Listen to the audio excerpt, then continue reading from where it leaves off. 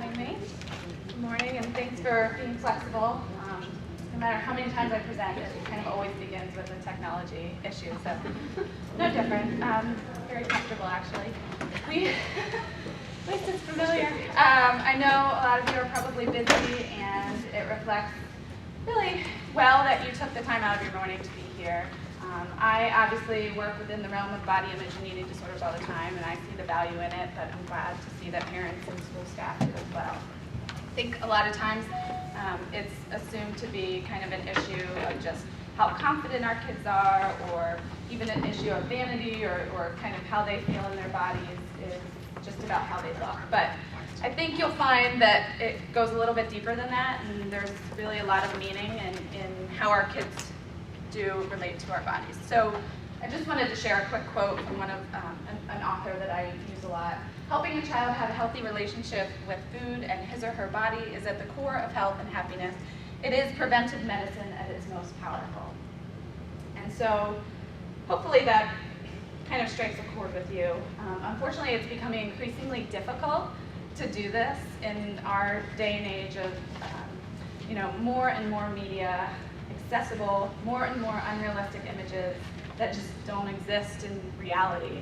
A lot of pressures on our kids, more mixed messaging about food advertisements, a lot of pressures with regards to dieting, and often what we think as parents, because it does create anxiety in us, often what we think to do or our instinct to do can sometimes unfortunately create more problems, even though we just want to help and we just want to do the right thing. So hopefully we'll clear out some of that today and have a chance to discuss kind of the best way to go about developing positive body image. So some of the things I wanted to just go over today are obviously body image, what it is, a definition of it, and where it comes from, what the implications are for our kids. And then talking about body dissatisfaction in particular, with dieting and weight loss behaviors, and how those two things, along with some other things, can actually affect or act as risk factors for the development of eating disorders. And then hopefully we'll end this morning on more of a positive note and talking about some of the day-to-day things we can do and that you all can do to change the conversation from weight to health and work on developing a sense of comfortability and focus on well-being instead of an obsession about weight.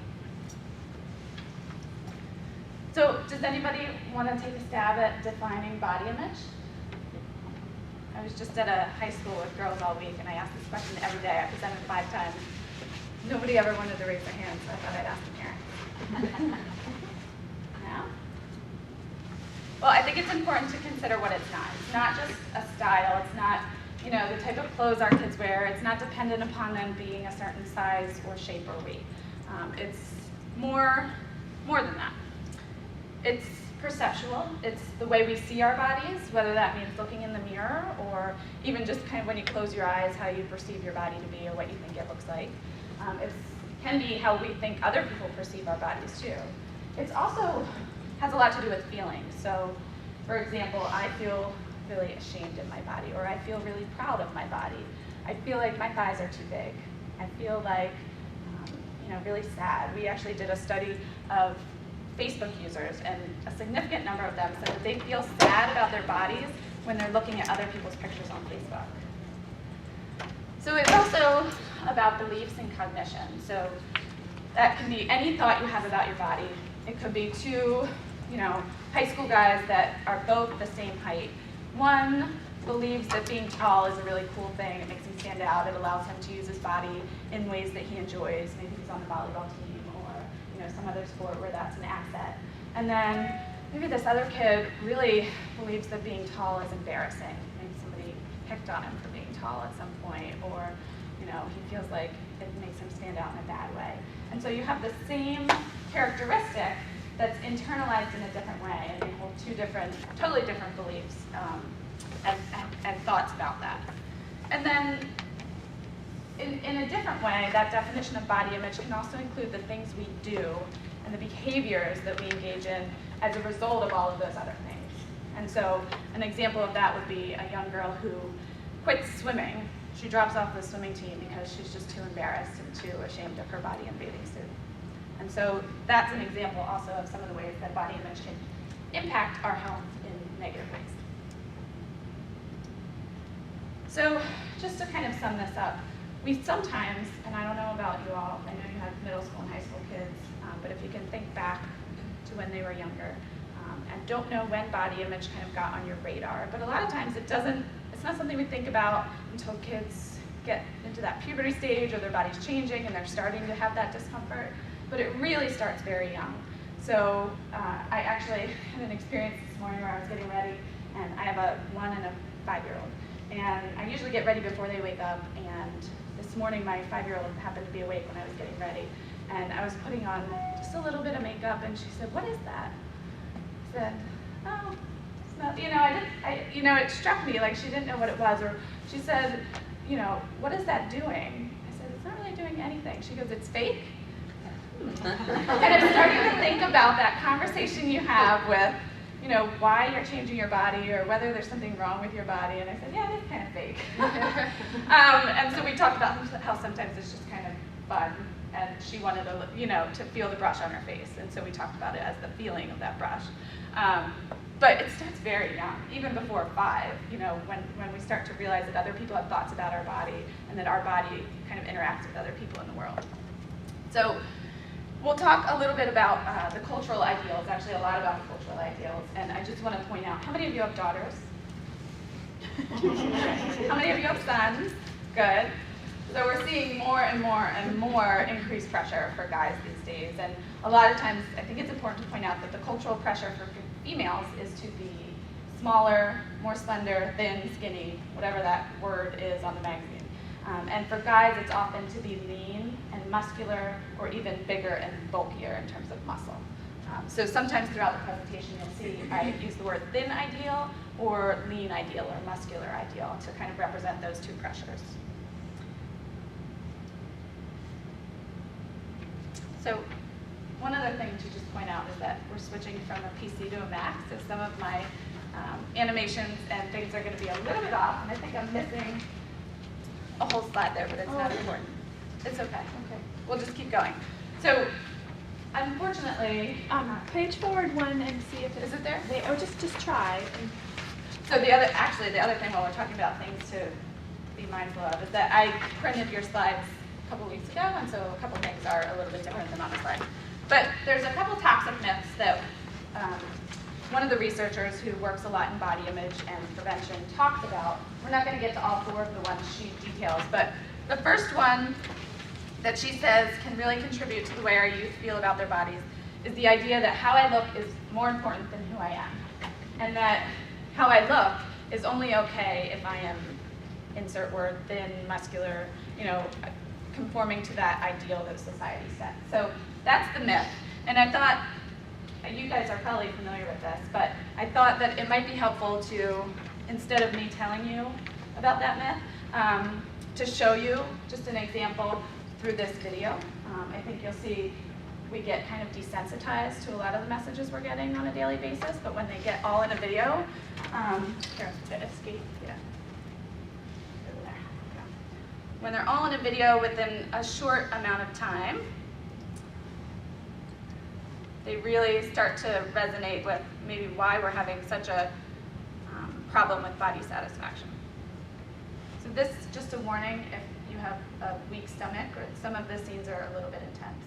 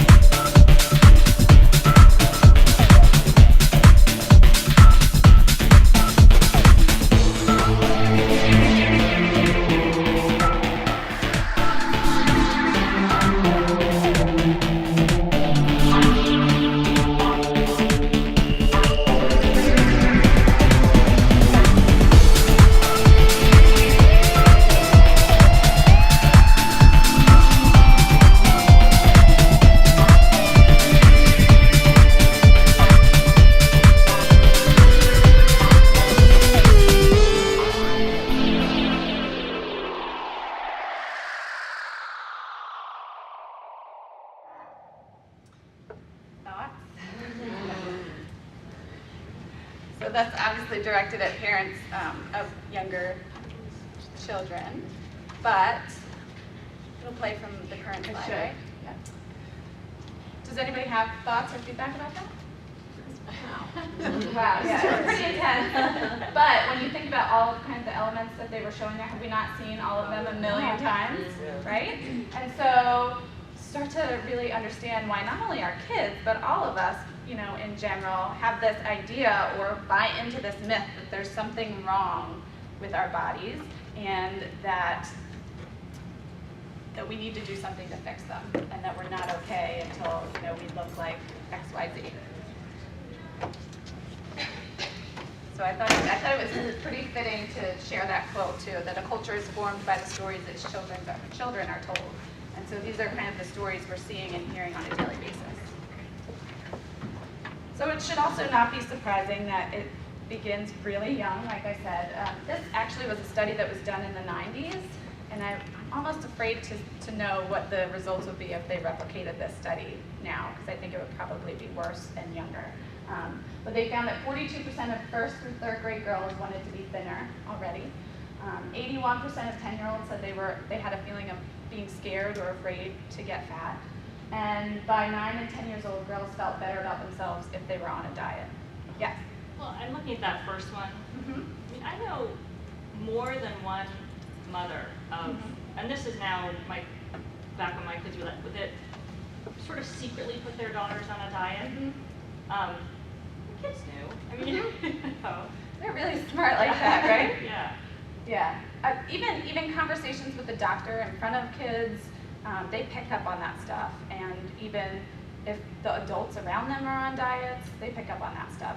Sometimes we see families who put one kid on a diet and one not on a diet, which can really complicate the matter. And so they're getting served different foods at mealtime, which can feel really awkward and uncomfortable and upsetting for the kids. And sometimes they don't know how to put words to that. So again, they also pick up on these things. You know, I don't know what that thing is, but I know people don't like to get on it and things like that.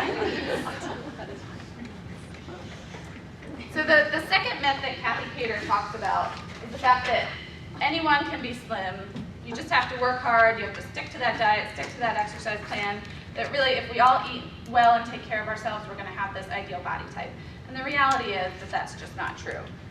There's also a sense that, you know, being fat is bad or wrong, no matter what. And that's problematic when we know that people have different sizes, different structures, different shapes. We know that different times in our kids' lives, especially during puberty, girls especially, tend to grow out before they grow up. And so there's a period of time where they're going to be a little bit fatter than they were for a while, no matter how healthy they're being. And that's normal and okay. But the sense that it's bad means that's really an anxiety-provoking time. It's a really high-risk time for girls. On the flip side, guys often tend to grow up first and then out. So, which is unfortunate because with their pressure, it's to be kind of bulky and ripped, and so you know they may get made fun of for being lanky or skinny because they haven't filled out yet. And so, for both boys and girls, that can be a high risk time. And so, you know, why would we ever think that there's really no biological diversity in how bodies are supposed to look? Why would we ever think that way? So these are images that were not together at one point. They were all on separate pages of the H&M online catalog. What do you notice about those bodies? Exactly the same. Same exact body. It's been changed color.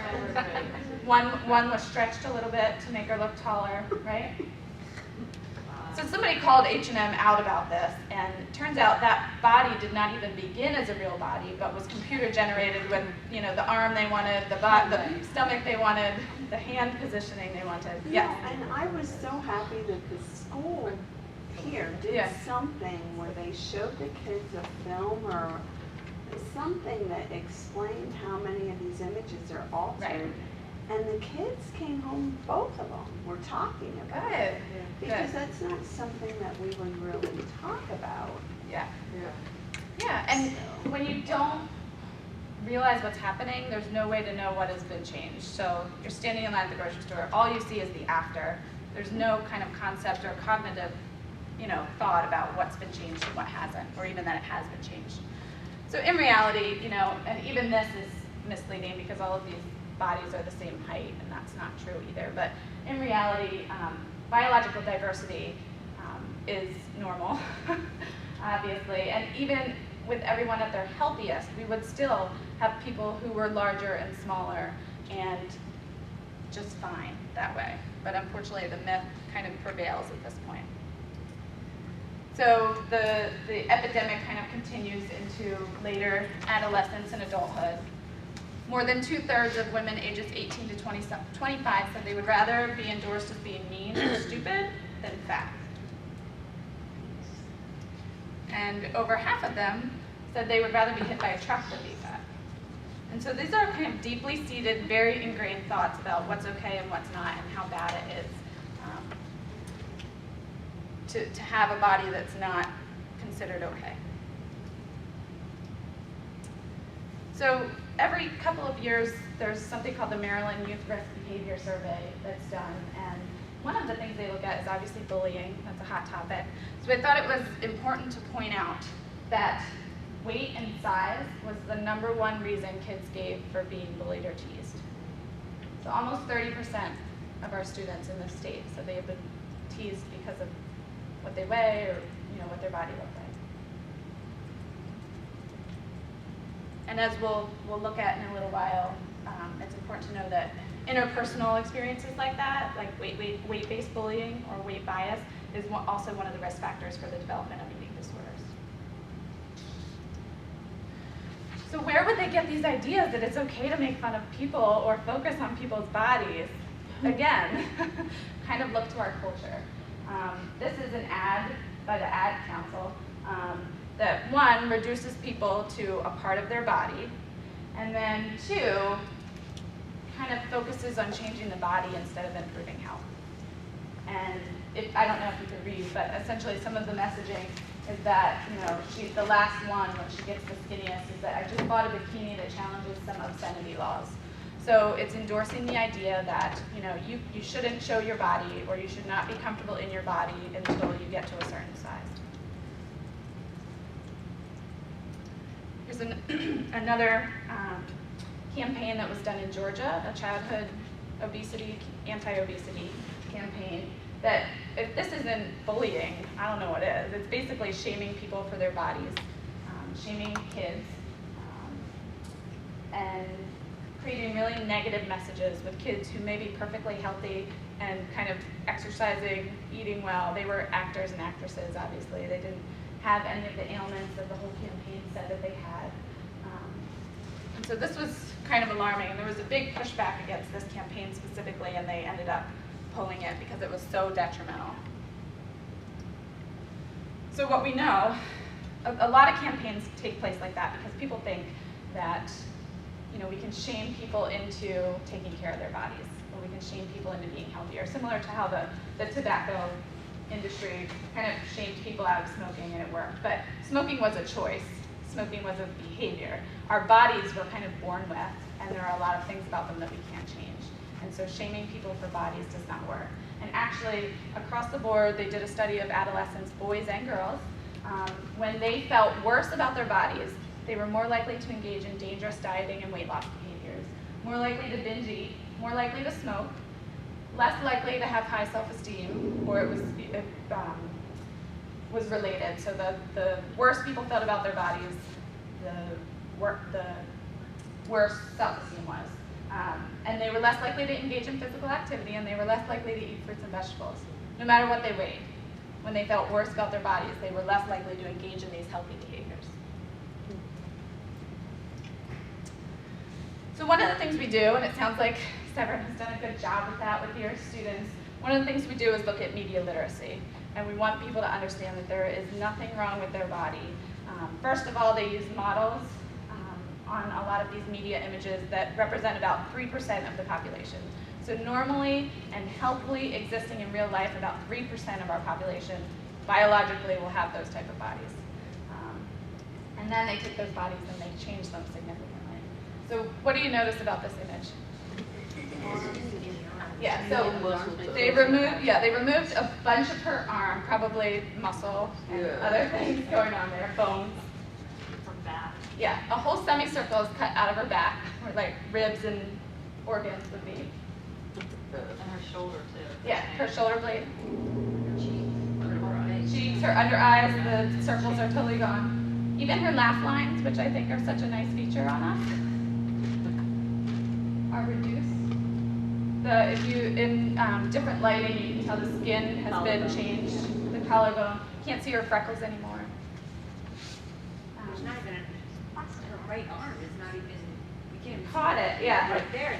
So when they removed parts of her waist and shrunk the dress in, it looked like she was kind of off balance. So they cut and pasted part of her other arm to add an arm on the other side. And then look at the headlines on the magazine. The new skinny. Yeah, look and feel your hottest. The new skinny clothes. That's There's- has that video of the The Dove evolution. that like really fast one where they Yes. transform. Yeah, we can watch that later if we have time to pull it up. Definitely, that's a good one we use with the students. And actually, I have it in the back. We're not going to get through all the slides that I put on your paper, but in the back, I have a bunch of examples of videos for media literacy that you can watch with your kids, and that one is one of them. This is funny, Roddick. Yeah, Andy Roddick.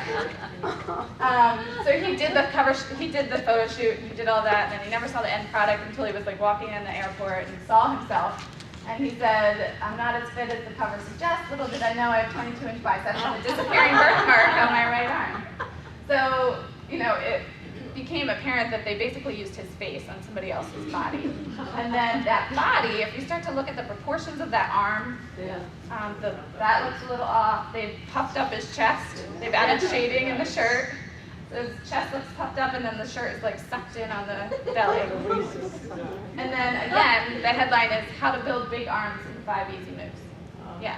His wife is Brooklyn Decker. Okay. She was a former swimsuit. Yeah. swimsuit. Yeah. She was on CBS this morning a couple weeks ago and said being married to him has taught her a healthier body image after leaving the model industry. Really? And that being healthy Yeah. is having muscle Yeah. and not being just bone. Right. And she said that has changed her life. Yeah. And I was so That's so happy cool. that she's saying that Yeah. on national TV, that being healthy doesn't mean being a Looking model. a certain way. Right. That living with him and being an athlete, being Yeah. an athlete is healthy. Yeah. Not starving. Yeah. That's great. I thought it was Hear that. But he's awful. And it's great that he owned it. Yeah. It's personality. I know. Luckily, every once in a while we have athletes and celebrities who will release like a before and after, or let on that something's not right. This is Jessica Alba, who I also like to refer to as Stretch Armstrong. And I think this one's interesting because if you don't know, all the rage right now is the whole thigh gap thing. We've heard of blood pressure. Thigh gap. That the ideal is to have room in between your legs. When you stand and have a space in between your thighs. Which, anatomically speaking, when you're standing like she is in the before picture, your legs are going to touch, and that's just what's going to happen no matter what. And then in the other one, they literally removed parts of her body so that there was space between her. And this was an old picture. This was way before this whole, damaging thigh gap trend. And we could go on and on like this. These are some of the images I use when we talk to Oh my gosh. kids, just to point out that nobody's off, nobody's free from this. So postpartum women are under particular pressure. Even the baby has been changed in this one. 10 pounds in 10 days. Yeah, the title was How to Lose 10 Pounds in 10 Days After You Have a Baby. We all know that. And so, No. also, we talk about this one, and this one is interesting with regards to the effect it has on the kids when we put it up. Do you know who this is? Twiggy. Oh, it's Twiggy? So she's now in her 60s. Cameron. Just hair. Yeah, isn't that interesting? She looks like somebody much younger. Twiggy did this Oilville ad for anti-wrinkle cream, and around the same time she was photographed walking on the streets in London. And then you should hear the reactions that kids have when I put up that second one. Some keep it in, but some just let it all go, and it's not very nice. But then I take away that first one and I ask, does this image not look a whole lot more like the normal women in your life? The moms, the aunts, the grandmothers? Doesn't this look normal now? Because it's not next to that other image?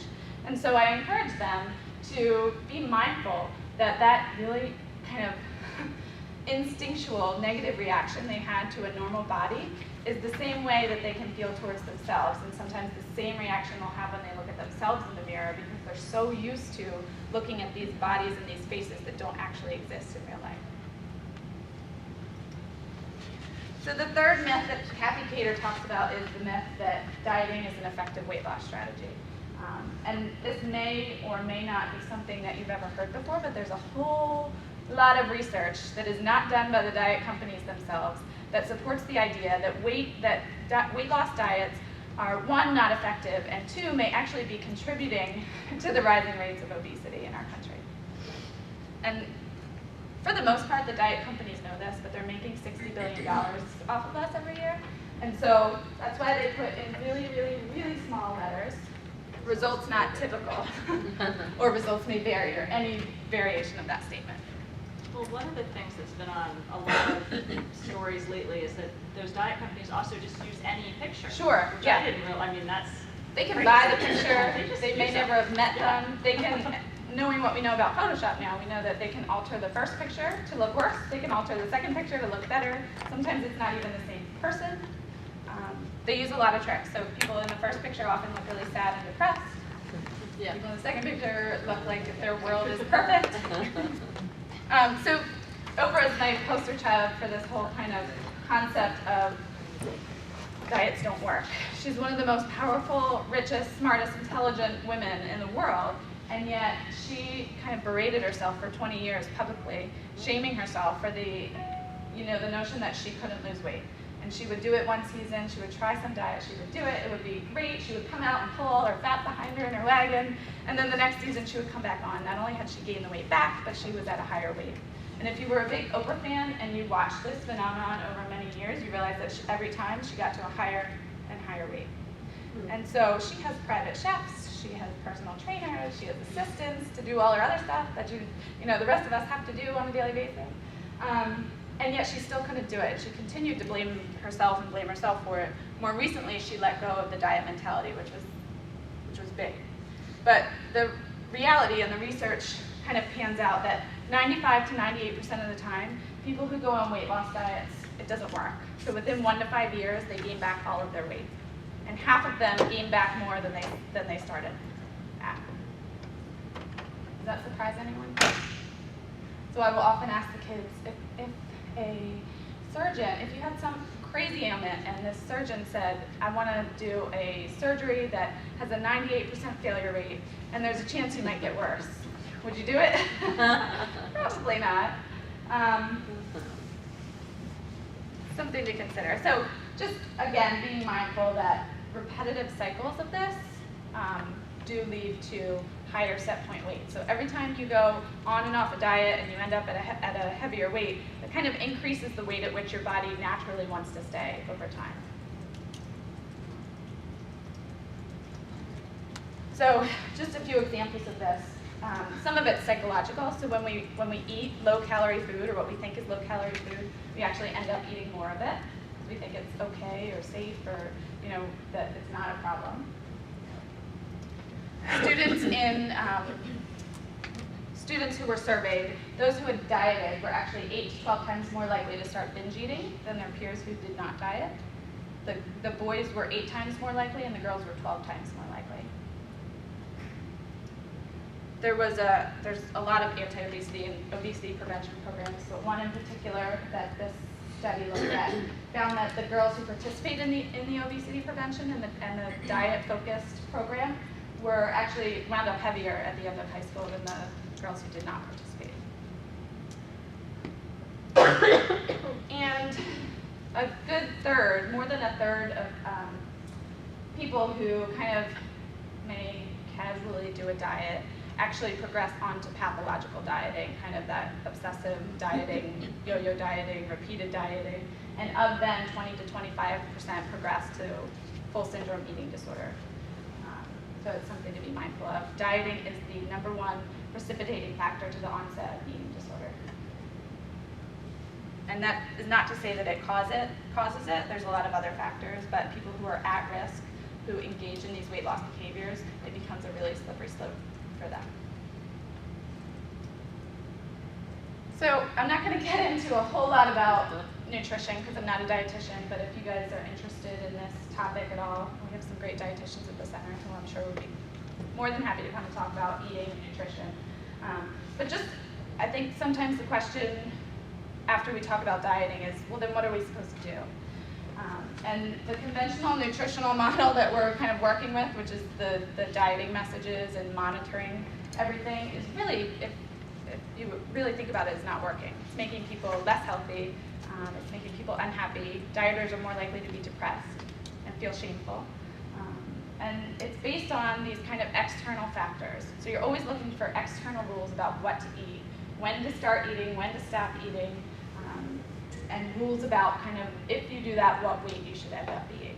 And so we kind of propose that the alternative is more of a model that's based on building eating competence. And so that means helping our kids and ourselves develop competence in eating that includes being able to understand when we're hungry, being mindful about what we're eating, but in a way that we're being mindful, is it satisfying us?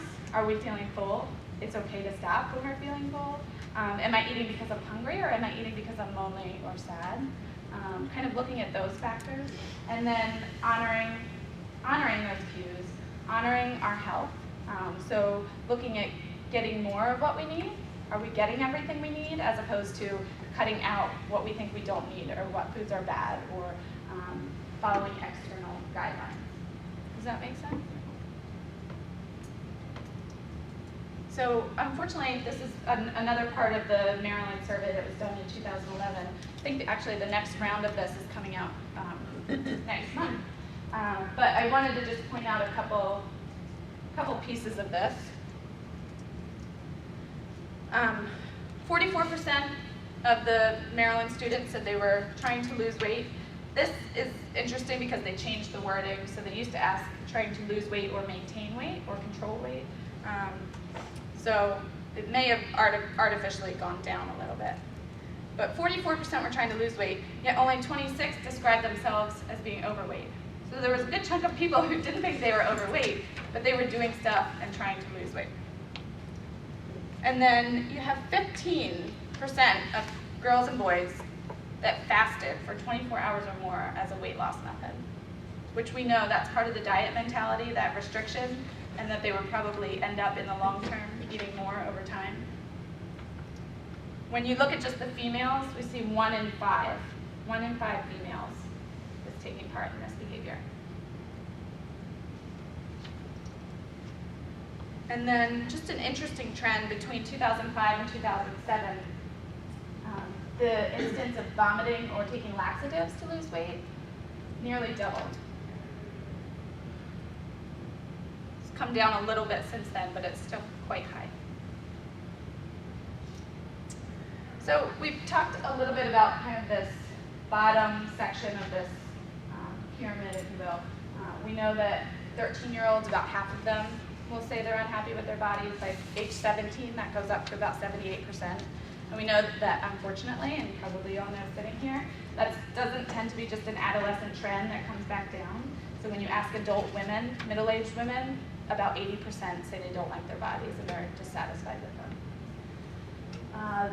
Pretty similar numbers for guys, and it's on the rise. And so there's this normative discontent that is really kind of normalized to not like your body, to want to try to do things to change it, to unfortunately do things that are counterproductive to our health. And then there's a section above that of people who, like this past chart, where people are engaging in behaviors every now and then or once in a while, maybe not enough to meet criteria for an eating disorder, but still problematic and could be red flags that an eating disorder is down the road. And then this top segment, and this slide is a little bit skewed on the Mac, but the eating disorder segment is much smaller than the other two. You can envision that. is that inclusive of a wider spectrum of eating disorders or just the big two? It's inclusive of a wider spectrum of eating disorders, that 6%, although they recently just changed all of that criteria, and so we don't really have updated numbers. So it used to be that we kind of focused on anorexia, bulimia, then there was kind of all of these big catch-all categories, and now anorexia, bulimia, binge eating disorder is in the diagnostic manual that we use. ARFID, have you heard of ARFID? ARFID, avoidant and restrictive food intake disorder, which is kids who are really picky eaters to the extreme, where it's impacting their growth and their ability to kind of function around food. And then, yes. I just learned recently that, it surprised me that binge eating has surpassed bulimia and anorexia. Are you seeing By far, yeah. So I think the last numbers I had from the National Eating Disorder Association said about 10 million females and 1 million males suffer from anorexia and bulimia, but it goes up by like possibly 13 to 15 million when it's binge eating, when you factor in binge eating disorder. And males are represented in a higher ratio within that binge eating category than they are in the other two. I don't know what binge eating. Binge I eating, thought that's that was a my good twist question. of bulimia. Yeah. Yeah. You do know, you're familiar with anorexia and bulimia? Yeah. Okay. Let me see where we're at on here. I have a slide. Perfect timing. All right, we won't go there yet, but binge eating is eating a large amount of food in a small amount of time, a larger amount of food and in a smaller amount of time than would be considered normal. And the key factor is that there's a feeling of a loss of control. So the person is eating and binging and feels like even though they want to stop, feels like they can't. And so they're past the point of feeling full, they're feeling discomfort even, and they can't. And there's a sense of shame, embarrassment, you know, the feelings attached to that as well. But then they don't compensate in purge any after, way. Whereas just in bulimia, adjust. they would purge that binge. It's the same concept of binging in bulimia. Yeah. But afterwards, they're either purging, self-inducing vomiting, over-exercising, doing other things. Binge eaters typically are not doing that. And there's the assumption that binge eaters are overweight or obese, but we see people who are binge eating and are normal weight, and so you can't tell from looking at somebody. With a lot of these disorders, you can't tell by looking at somebody whether they're struggling or not. So are they then restricting food intake later because they binge?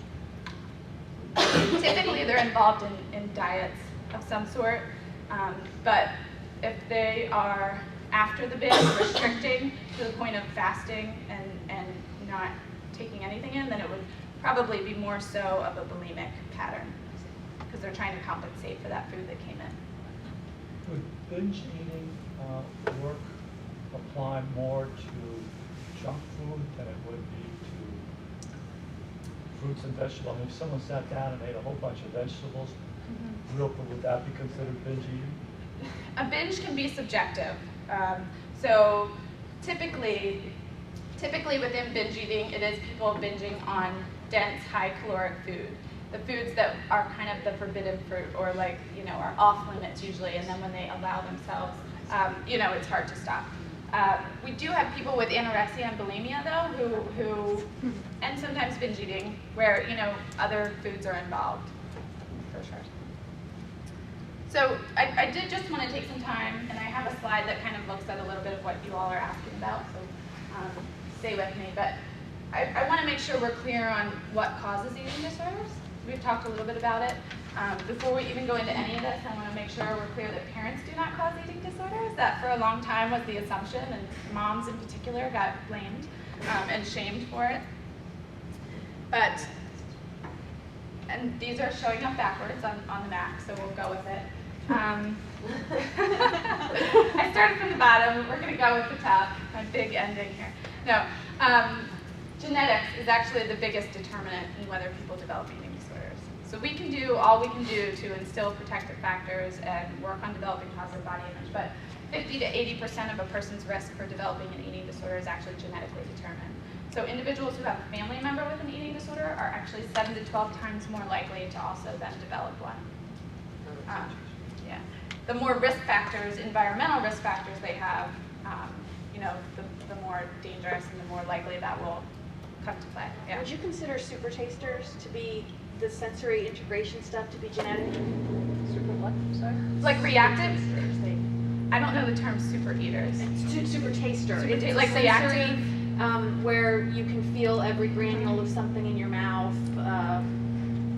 taste sensory issues. We do see a lot of sensory issues, especially with the ARFID diagnosis and the and anorexia, where there's restriction or there's food refusal. But I don't know specifically how Just that wonder if comes that into play comes with into genetics. genetics or not. Yeah. There's also biological forces at play, so that could be, estrogen levels during puberty kind of can affect hunger and fullness and how we respond to weight gain and weight loss. The body's response to starvation or to diets is a biological risk. Any exposure to emotional, sexual, physical abuse can be a risk factor. Certainly not everybody that experiences abuse develops an eating disorder, but it can contribute. Kids who struggle with anxiety or depression, for example, are at greater risk for an eating disorder. Oftentimes, the eating disorder behaviors are used to cope with those feelings, cope with the anxiety, or numb out difficult feelings. Which leads us to coping skill deficits, so kids that really haven't been taught how to deal with emotions or even how to talk about emotions can be problematic. And some of that ability to identify emotions and talk about them is more of an innate trait and not necessarily, what they've learned along the way. Kids who have a higher BMI are at higher risk to develop eating disorders. Anybody want to take a guess as to why that is? Just because they're already prone to have a bigger body mass index, so they're gonna not fit in the norm. Right, so they're further away from that Right. norm, from that ideal, and so Right. the pressure is going to be that much Right. higher. And sometimes they can be have biological or genetic responses to food that are different too.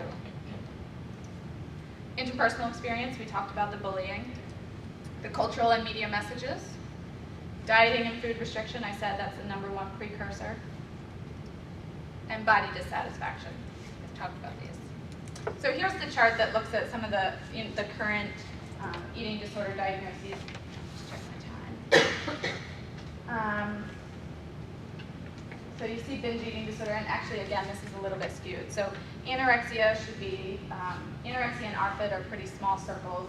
Bulimia takes up kind of a larger space, binge eating disorder. And then there's still these catch-all categories of these people who really display disordered eating behavior to the point where it's pathological and problematic in their lives, but it doesn't really fit into any one of those categories. Kate, would you say what ARFID stands for one more time? Avoidant restrictive food intake disorder. And then, for example? So, for example, you have a child who choked while eating a hot dog, developed some really major anxiety about that, and then has a difficult time eating hot dogs, and then progresses to anxiety about eating other foods for fear of choking, to the point where expected growth and growth patterns are being affected. Sometimes there's not an easy precipitating event like that you can identify, but sometimes it's a lot of anxiety around eating. It's a newer diagnosis, we don't know as much about that. And I have a handout in the back of your packet. You don't have to look now, but being mindful that we didn't have time to go over all of the risk factors and all of the criteria for all of the eating disorders, I put them in there. But in general, I just wanted to point out some of the major players. So weight loss, weight plateau. So if your kid's in a time where they're expected to be continuing to grow and they're not, so they haven't lost weight, but they haven't gained weight or grown in an expected way, that can be a tricky red flag that it's easy for us as parents to miss. Any recurring negative comments about self, about their body, about fear of fat, problems with their body or body checking. So you often sometimes see a lot of people And obviously, adolescent girls particularly are going to look in the mirror a lot and check how they look. But sometimes you'll notice other body checking behaviors like frequent weighing. That can be problematic. You'll see sometimes girls checking different parts of their body, like checking how big their wrist is, or pinching the skin, pinching to see how much fat is there. And small behaviors like that can be an indicator. Keeping food diaries or being really rigid about tracking calories or content. Any evidence of purging is obviously a red sign. If you see or smell or find traces of vomit or packages of laxatives or diuretics, diet pills, any of the above. Excessive exercise, which can be hard to tell because exercise can be a really positive thing and a really healthy thing, but if it's going above and beyond to the point where there's rigid exercise schedules, we have kids who will close the door at night and say they're going to bed and then continue on to do 5,000 sit-ups every night. Things like that are a warning sign. So because you have this in your packet, I'm going to continue to skip ahead because I want to get to some of the things that you guys can do as parents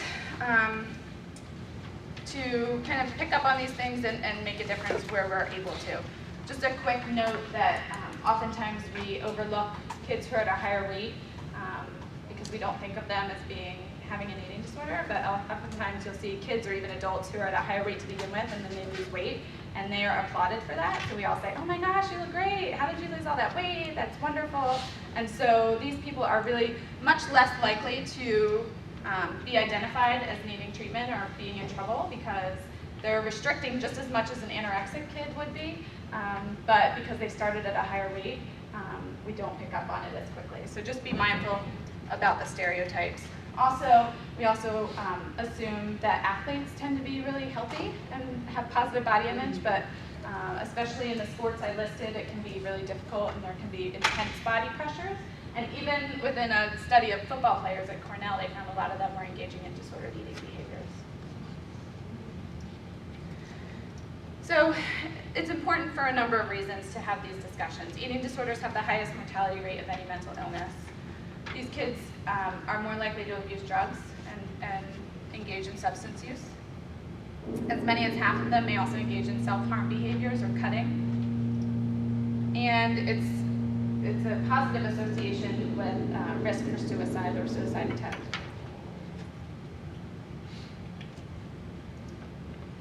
So, getting to the protective factors. Positive body image can obviously be a protective factor for an eating disorder, but it's also just good on its own, as we talked for all of those reasons we talked about, that people are more likely to take care of their bodies if they feel better about them. Media literacy, which we looked at some examples of that, and I included examples in your packet at the end. Helping our kids develop eating confidence as opposed to relying on external cues for what to eat and how to eat and when to stop. The ability to tolerate and express emotion, working with our kids on how to cope with those difficult emotions when they do come up. And if all else fails, intervening early if you see these red flags is of utmost importance. So kids who get help and get treatment, or adults, within 1 to 3 years of onset of these behaviors are much more likely to go on and recover and have positive outcomes. So how can you as parents promote healthy body image in the home and as school providers in the school setting? So obviously the media literacy can be a big piece. It sounds like, again, Severn has done some of that. Maybe look at home to see how many of these sources of media you have just laying around that are not necessary to be there. With your kids' age, developmental level, they're going to be exposed to them anyway, so having conversations, what do you think about that? What do you think about, the fact that they changed her to look like this, or that they gave him these muscles that weren't really his? Have those conversations. Be aware of kind of high-risk media, which oftentimes is online. How many of you have heard of the term pro-Anna or pro-Mia? Can you describe what it is? It's like chat situations where they are giving tips on how to be successful as an anorexic. Yes. That's again, I don't know. Yeah, pro-anorexia or pro-bulimia websites or societies online. And part of that is thinspiration. So if you hear that term, thinspiration, it's pictures that people will pin on Pinterest or whatever social media site they use to aspire to look like these bodies that are actually really, really unhealthy. So just being mindful of the terms and the terminology that your kids may throw around, thinking you don't know what they are. Or when you do, I don't know how you monitor their online time. So I mentioned the Facebook study before. We're running short on time, so I might save the video till the end. If you guys want to stick around, we can watch it. But just be mindful that social media has expanded this realm so far, and we're still learning about the impact that's having. We don't know because it's all new, but it does create more and more opportunities for our kids to internalize these ideals and these messages. So make sure that you're kind of monitoring your own assumptions and bias about weight. So you want to be careful that you're not laughing at or engaging in any type of bullying behavior, which you may not realize, but weightism is kind of the last accepted ism. You know, if you would replace a statement about weight with race or religion, it would be interesting to see. You might be in shock at how often we kind of shame or create a bias against people with different body size. Just be mindful that you're not criticizing other people's bodies. Most of all, and most importantly, your own. Kids are watching, even if you don't think they are. And work on providing compliments that are not appearance-based. So how often have we said that, oh my gosh, you look great, you lost a lot of weight. And so it really, without even knowing it, that connection is made between positive weight loss. Yeah? Just wondering if you have any sort of concrete, my daughter's the opposite. She gets teased because she's so skinny. And it's just like, it is outright. Yeah. But it goes either way, like someone teasing about someone for being too skinny, too fat. What do they say? What do they say back to that person? I have a slide exactly about that. And that's part of the problem with kind of the response that real women have curves, or kind of, that's the response that people are trying to counteract the thin ideal, but then it, again, implies that there's a body type that's wrong or not okay. So we'll get to that. Focusing on the utility of the body. Exercising for fun instead of as a punishment. So, oh my gosh, I was so bad this week. I ate 2 pieces of chocolate cake. I have to go to the gym. So getting rid of that connection or that relationship between exercise and eating. Incorporate enjoyable movement as a family. Ditch the diet mentality. Family dinners can be a huge protective factor, not just for body image, eating disorders, but a whole host of other risks. And try to avoid labeling foods as good or bad. Kids, adolescents, younger kids tend to internalize those things. So if they eat a food that people would say is bad, or that you categorize as bad before they begin to kind of internalize there's something bad about me that I ate that. And avoid rewarding and punishing with food, which is oftentimes done when kids are littler, but sometimes it's adolescents. And no matter how old they are, you modeling a positive body image for yourself is going to be of primary importance. And so for a lot of us, that statistic, 80% adult women and 4 out of 5 men are dissatisfied with their bodies. So it's going to be hard to model that if you don't actually believe it, but just do it. And so we have a phrase called fake it till you make it, for their benefit. And actually we find that when you do that, you start to internalize some of those more positive messages yourself anyway. And so how to talk to kids about weight. We talked about anticipating that normal weight gain and body changes during puberty. So one thing would be to acknowledge that everybody is going to grow in different ways, and that the body changes at different times. She may not always be skinny, she might continue to be skinny, and that if that's her normal and she's taking care of her body, that's what matters. Interestingly enough, the research said that parents who had weight loss related or weight related conversations, those kids were more likely to engage in the dangerous behaviors. Parents who focused instead on healthy eating and taking care of the body were less likely.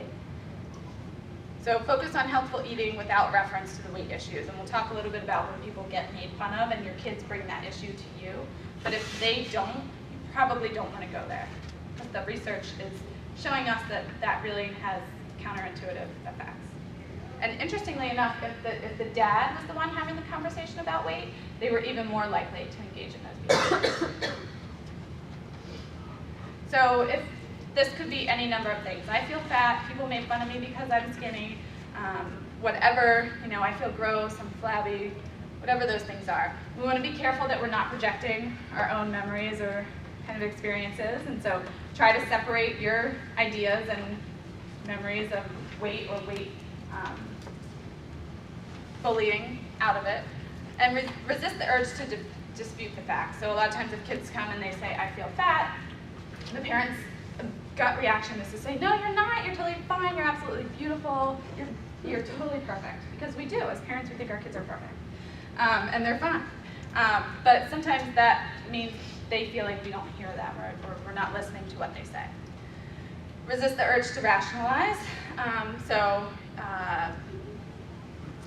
For example, sorry, we're going over a little bit. If anybody needs to leave, I will not be offended. We'll keep going. Acknowledge the feeling. So I hear that you're feeling upset about your body, and if you want to talk about it, I definitely can. Explore where that feeling came from. Was that somebody else was trying to make you feel that way, or is that how you feel? Was somebody else trying to make you feel that your body was not okay, or is that a feeling that you're having? And separating the two. And sometimes that can be helpful. How can I help? So I've acknowledged the feeling. I'm not trying to dispute that you're feeling upset or feeling fat or whatever that is. Explore that maybe I feel fat is actually I feel upset or lonely or hurt. Because fat is not necessarily a feeling. And then create the opportunities. If it's somebody who needs an experience of feeling, if she's getting made fun of for being too skinny, and how that affects her, and she needs an opportunity to really engage in other passions or things that are not going to be so focused on her body, create those opportunities. If she needs an opportunity to feel really strong, create an opportunity to do something where she's, reminded that her body, whether it's skinny or not, can accomplish something. Yeah. So I have 2 questions for you. One of the questions I continually get when I do this, when I cover this topic with our middle schoolers is, well, what do I say? What do I do? So if someone gets teased for being too skinny or is called fat, what do they say? What are they saying now? How are they responding? Do you know? Generally with the, I guess the feedback I have is more on how to respond when someone's complaining about their body. Yeah. So they do the whole, resist the urge to dispute. They dispute the facts. No, you're not. You're gorgeous. Yeah. Or everybody loves you. Yeah. Or, but then also, what do they? How do they in the respond? moment? I would say that I would respond saying, I'm healthy.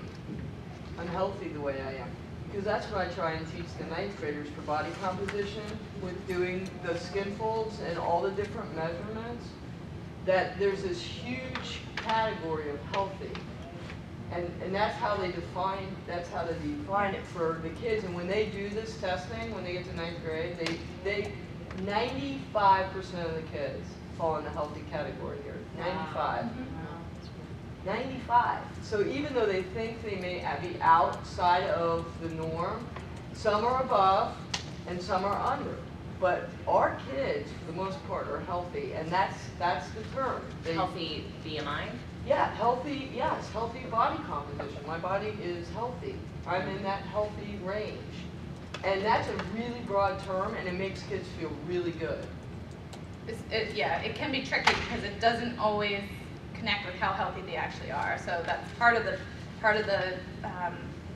risk there is that we look at kids who are in a normal weight range and we assume they're It's not healthy. just weight though. Yeah. It's skin fold, it's body measurement. Yeah. It's a combination that shows them different ways of viewing themselves. Yeah. And it makes a big difference for a lot of the kids, because when they see it, they realize they may be at the highest end of the healthy range, because it's a percentage, but they get, in their minds they think, well, I'm still healthy, but I could have a little less body fat. With regard to your question in particular, I think sometimes if kids are comfortable responding in the moment, one is that they don't always have to, and as long as they're talking about it with somebody, they don't have to respond. If they're comfortable in the moment, a statement like, I'm really sorry you're not okay with my body, but luckily I am, or I'm really sorry you feel like you need to spend so much time thinking about my body. And then, That's what yeah. I was thinking, to say something like, why is it that you feel like you need to talk to me about my Yeah. body? You know, but I So think often, that's what they will. oftentimes, It's hard for kids. yeah, as parents then, we can have the conversation with our kids that sometimes when kids make conversation or they make comments about our body, it means that they're really not comfortable in there. And a lot of that happens online, so Yeah. that would be a really good thing to just, Yeah. if they feel the need to Yeah. respond, defend themselves. To give them those statements if they feel like they are confident Yeah. responding, Right. so they have them, but also letting them know if you don't want to You don't have to say respond, you anything. don't have to say anything. Right. And just talk to me and we'll talk about it. Yeah. So, yeah, sorry. What is the healthy range? I mean, it's been a while since I was in ninth grade. I don't know if that range has changed. So what is the BMI range that you were It looking at? depends on their age. It So the all ninth depends on grade- their age and females versus males. So females can go to like 26%. Is it like 18 to 26 is about? Yeah. Okay. Because it was interesting having that conversation because my daughter came home and her perception of what I remember was so skewed still. She still misheard some of those numbers and we're flipping them. So I wanted to make sure that I was Yeah. correct. And we actually encourage people not to rely on, even when it's a whole host Right, of numbers, not to rely on the numbers because you could have somebody who meets all of those criteria and then is going home and binging and purging. Right. And that's not going to be reflected in those numbers. So, yeah, if you can use it as a tool to help people feel like they're, you know, their body's okay and there's nothing wrong, that's helpful, but to not put too much stock in it. So in general, just kind of focusing on health versus weight, it's inclusive. So as opposed to focusing on all these overweight kids who need to lose weight and we're going to put all of our resources into them, and then we have all these skinny kids who are eating, you know, brownies for breakfast, lunch, and dinner and not exercising. The inclusive idea of focusing on health. Right. So whatever weight you are, it's going to be better if you kind of accept your body, take good care of it, engage in exercise for fun and social opportunity. There's less risk for developing those unhealthy behaviors that can lead to eating disorders. And not only is our physical body healthier, but our mental health is overall better as well.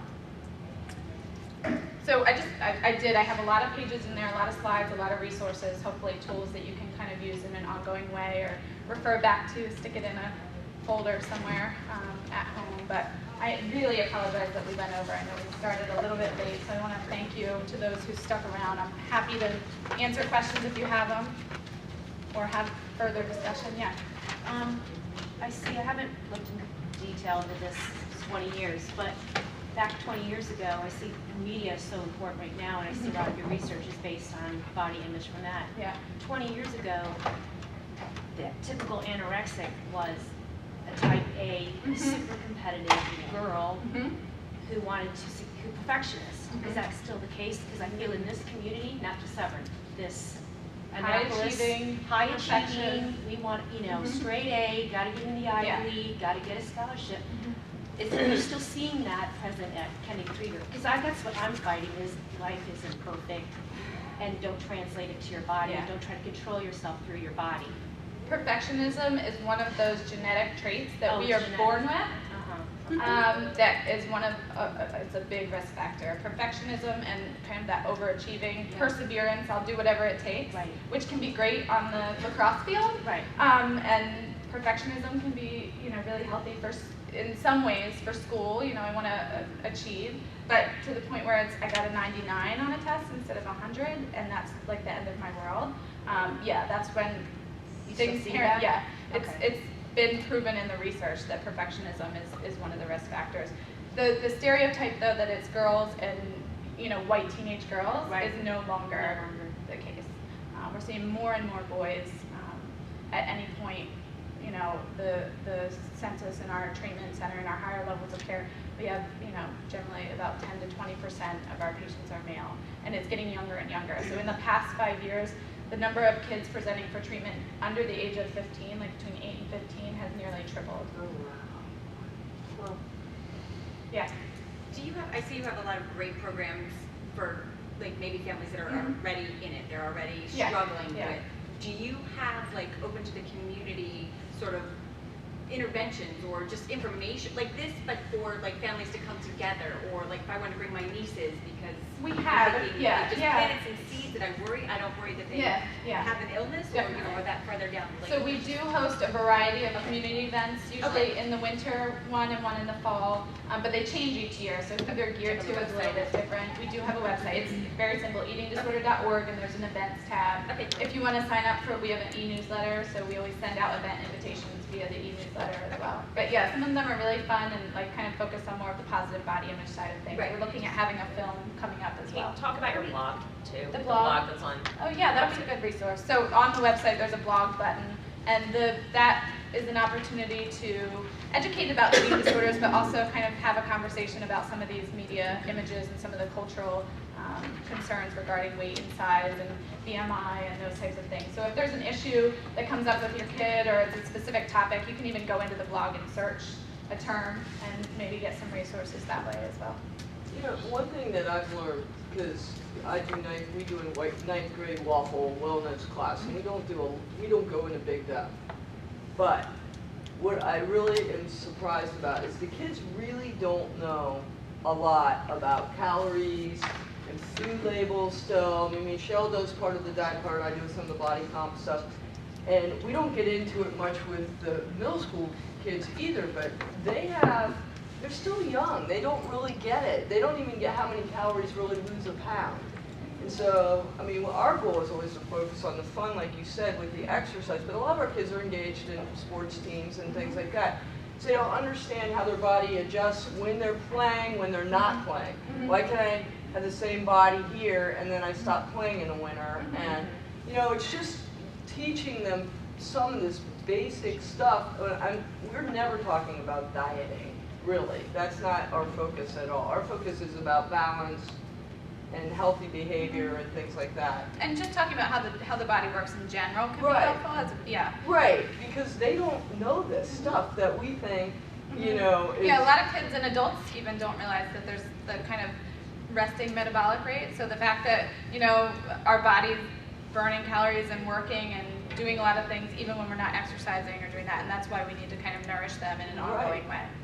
Right. So it's good to kind of just keep that conversation going at home too. Yeah. But even if we're not teaching them in school about labels, I mean, my kids will look at labels like, wow, look at the amount of sugar. They're still not making that connection that if they're eating some crappy cereal that's full of sugar, that is bad for their body. And maybe, you know, and the fact that if you eat a lot of sugar, then you're more susceptible to getting sick and whatnot.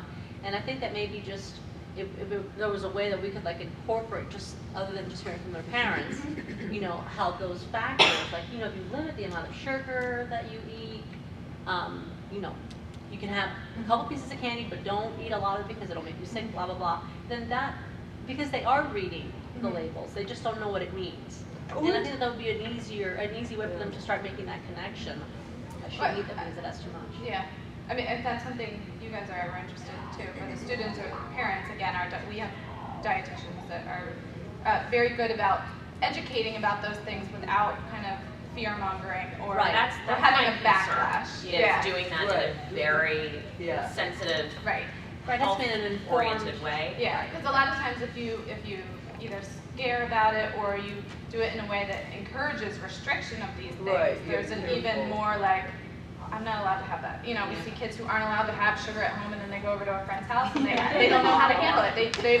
They don't trust their bodies to regulate it, and so they don't know when they're ever going to get it again. And so they're, they're hoarded, they're taken from their friend's house and hiding it under the bed. Yeah. And so really the focus is on focusing on how they feel when they eat certain things. Do you notice anything about, whether you're more tired or you don't have energy? And then, teaching your body to regulate, kind of, develop their own trust in their ability to regulate that as opposed to And the constant message I receive from our middle school students, at least, especially the 8th grade level, I can't speak, I don't know if it's as strong in the lower 7th and 6th grade, but they do have a very distorted perception that weight is directly related to health.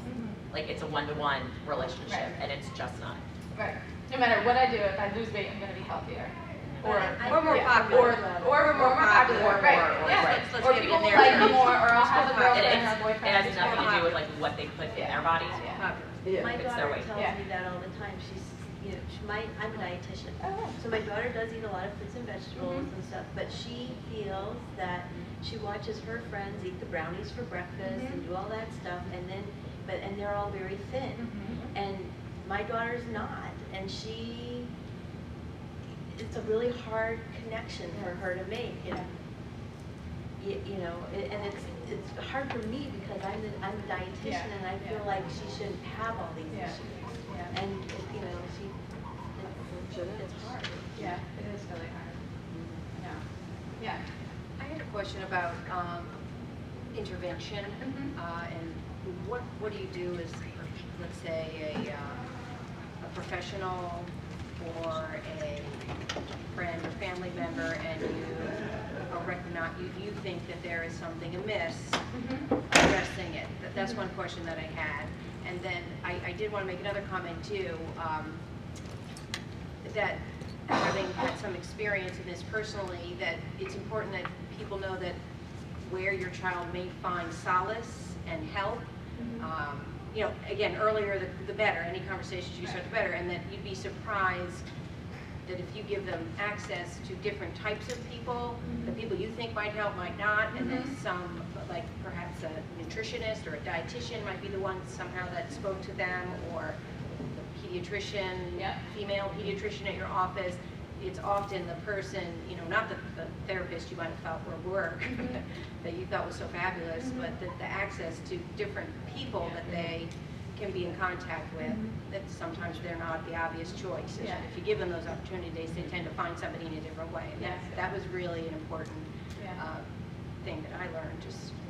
And, So where were those opportunities? well, you know, I found that my daughter went to Springbrook High School, and there was a trauma there, and then it had this traumatic effect on a lot of girls, and a lot of it came, and then my daughter became very concerned about controlling her circumstances.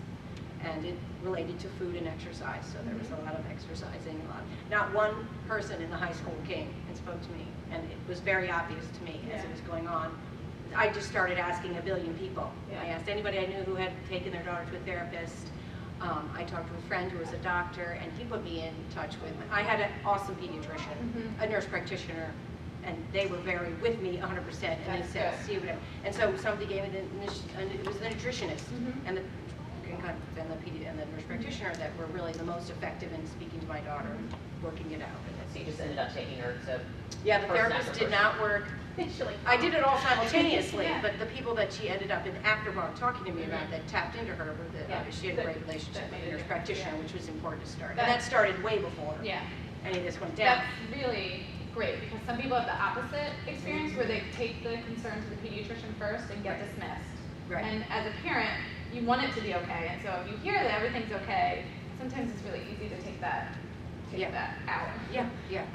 And pediatricians are not really trained in eating disorders, if you can believe it. They get like a chapter in a book in med school, and so unless they have specific training about it, they may not know when to intervene. Yeah, they were right on it. They were right on it, but it was just randomly, and again, the access to those types of names, you know, it was a little hard to find. I had to sort of. So I was wondering about when you see other people, like, because as I said, nobody said anything to me, but obviously something traumatic happened. We all were watching everybody like hawks. But if you see it, you know, in another circumstance, or you're watching somebody in your own family, it's not happening right now in my family, but if you had a friend whose daughter you felt, and is there any way to broach that subject? Obviously, you can do it by saying, I've been in this for circumstances and that, but is there any way? The primary response we give, or support we give around that is to, one, you want to address privately. It's not kind of that kind of thing where you want to have a sit-down intervention where all the kids, like important people are with them. It really works better one-on-one. Focus on the behaviors and the personality changes that you're noticing as opposed to the weight. So if you go in there and you say, I'm concerned that you've gained weight, then you fall into that category of that whole more risk factors. If you go in there and you say, I'm concerned because you're getting so thin, sometimes in the eating disorder mentality, that sounds like, wow, doing a really good job, it's working. It reaffirms kind of those things. People are noticing. And so you want to focus on, I'm worried that, you're sleeping all the time, like you're not hanging out with your friends as much, or, you know, I've noticed that you don't seem to be enjoying lacrosse as much anymore, or that you're you know, it could be any number of things. for Could the you say, individual. what if let's say it's a child who's restricted. Mm-hmm. If they're able to maintain the illusion that their world is normal, Mm-hmm. and the only, like the red flag that a parent picks up on is related to food, Mm-hmm. what would you recommend they say with respect to that? The red flag that the parent. So like, let's say the kid is like compulsively calorie counting, Yeah. or has restricted it down to like, Yeah. I'm only gonna eat, you know, meat. Mm-hmm. How would a parent address that in a way where it doesn't be interpreted as like, ooh, success? Or are there other There's usually other Okay. factors going on. that you can zero in on? Yeah, it's very rare that, you know, the kid feels everything is totally fine and. I it's mean, like really the not. parents, Yeah. like the appearances they parents. put up. Yeah. I don't know. What do you think? One thing, I don't know, knock me down if this is off base, but I might say, I'm noticing you spending a lot of time and mental energy around what you're eating, which suggests that some of the time and mental energy you were spending for other things in the past is not available. Yeah. Are you noticing that you're, you know, that Yeah. some changes? And so like, it's not just, eating might be the springboard, but the focus would be like, well, what are you not doing? Like the or- ratios change.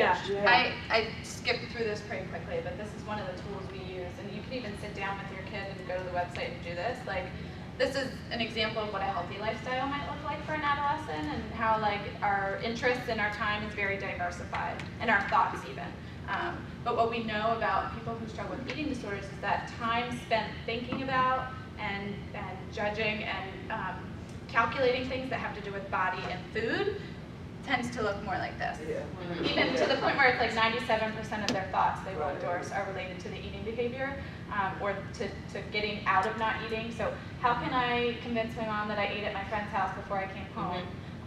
You know, how can I avoid this breakfast that we're having at school? You know, how can I get to the bathroom after lunch today? Who's going to give me a hall pass? So much of our world revolves around food. It's either family Yeah. dinner, Yeah. or a school picnic, or I want to go on a camping trip, or I'm on a field trip. Mhm. And if one thing is provided and that one thing is not okay, Yeah. you worry about it all day long. Right. And in a normal situation, a lot of time may be spent in those meal situations, but our brain power is not necessarily thinking about it if we have a normal relationship with food. And it's also ineffective to ever address that Yeah. specifically. So you're not Yeah. doing this school thing because there's going to be lots of Exactly. food there and you don't want to eat. Yeah. I've tried that. Yeah. Yeah. Do you know what I mean? You know, they obviously are working on a control thing. They Yeah. separate it from food Yeah. in a kind of a weird way. It can be very hard. I mean, the reality is it can be very hard to get through to somebody when they're in that space. What would you say the timeline would be? This is interesting for me because I've had friends who've had kids that have become anorexic. What is the timeline where a parent needs to say, this isn't working, I'm not getting that child to change the behavior and it's gone on too long before it gets to be an extreme situation and hospitalization? And I mean, is it a 6-month period? Is it a 4-month period? Is there a general guideline of months or weight loss that? If there's those red flags there and they're really engaging in dangerous behaviors, I mean, we would not encourage parents to give that any time. It usually doesn't clear up on its own. So like 3 months? No months. No months. Yeah, but you would know until like a month later if a child started doing this behavior. But when you know. Once you notice. I was talking about once you notice. No, how long does it usually take people to get to a point to bring people forward? Yeah. That's good. That's I a mean, tricky that's question. that, Yeah. like Mary's Yeah. saying, if Individualized. kids come to her saying, we're worried about this, because friends can be the ones that bring They're the forward- front line, they recognize Yeah. it. They'll come forward, but then you try and take it to the parent, and the parent might be like, well, we're watching it, what is it a month period, is it 2-month period? My response when kids ask, or parents or anybody asks that question is, if you might not be the thing that is the ultimate changer of a person's behavior or life trajectory, but if something is worrying you about someone you love, you can, well, the analogy I use is be a brick in their wheelbarrow. I actually heard it from an FCD representative, and she said, we all push this invisible wheelbarrow, and someone asked her, what was the thing that got you to stop using drugs and alcohol? And she said, there wasn't a thing. I don't even remember. It wasn't like a one-shot deal. But stuff in my life kept happening that were like bricks falling into my wheelbarrow. I'd lose a friend, and whatever it was, the final brick fell in my wheelbarrow one day, and I either had to stop trudging along and perish, or give it up and take a different path. So what I tell that story to kids in situations like this, or parents, and I say, you might not be the last brick, but be a brick. And make it harder for the person to keep walking down that path. And you can be a brick in someone's wheelbarrow just by expressing concern and just doing what we're talking about here. So what time, I'm not sure there's a recipe for it. If your heartstrings and red flags are going on, be a brick in someone's wheelbarrow. Yeah, I'm just curious if there's.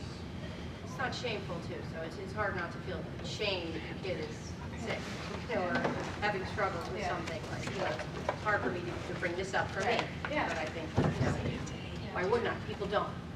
So then the people don't know who to ask, and then they don't want to, for some reason, it's obviously things. So the word shame for all of this is such a curious word. You know what I mean? So.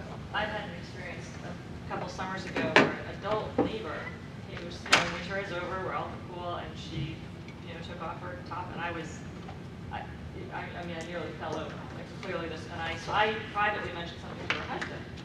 Just kind of like, it was just very, I just kind of sounded kind of concerned. And about 15 minutes later, he said in front of her, in front of an entire group of women, oh, Anne Marie, I think you're too skinny. I mean, it was awful.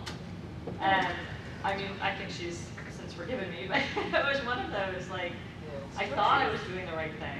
Her husband, and I tried to not make a big deal out of it. It was just kind of but still, it was. Sounds like you were doing the right thing, and maybe the husband was not. The fact that he was shocked was Yeah. And the hard thing about being a parent is you see your kids every day, and so it's often harder to see distinct changes in them, at least physically. So, sometimes parents feel bad that they don't pick up on stuff, but it is hard to see physical changes in your kids when you see them day in and day out. So. Yeah, some